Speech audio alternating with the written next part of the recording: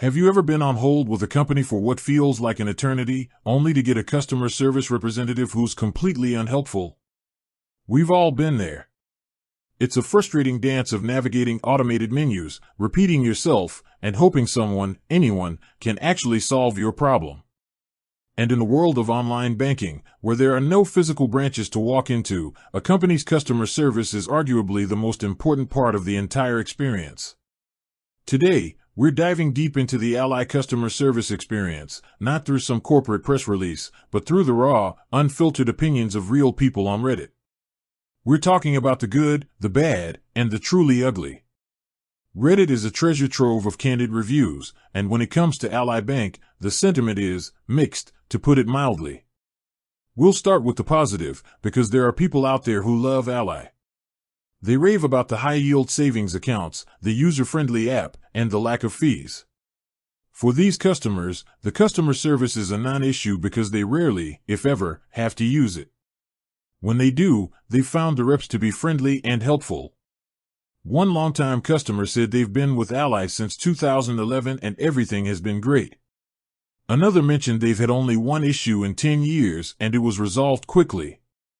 This group of users often points out that happy customers don't typically go online to leave reviews, so the negative ones are naturally overrepresented. But then, you have the other side of the coin. The ones who have had absolute nightmares. The most common complaint by far is about long hold times and unhelpful representatives. People describe being transferred endlessly, getting hung up on, and speaking to agents who seem to be reading from a script and have no real power to solve a problem. One user shared a story of being denied a new account, being told to wait for a follow-up email that never came, and then having the call disconnected when they asked to speak to a supervisor. Another said they lost money when Ally made a mistake and then refused to reimburse the interest on those funds. There are also specific, recurring issues that pop up again and again. Many people complain about problems with Zelle, with their accounts being locked for what seems like no reason. There are also stories of debit cards being declined and having to go through a lengthy, frustrating process to get the issue resolved.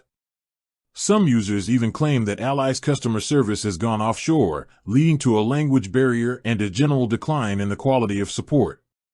So, what's the takeaway from all of this?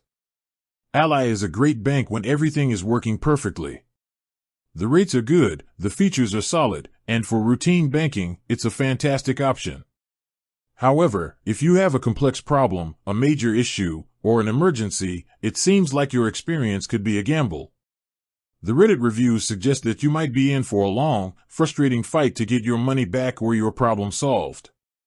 With that said, thanks for watching and until next time.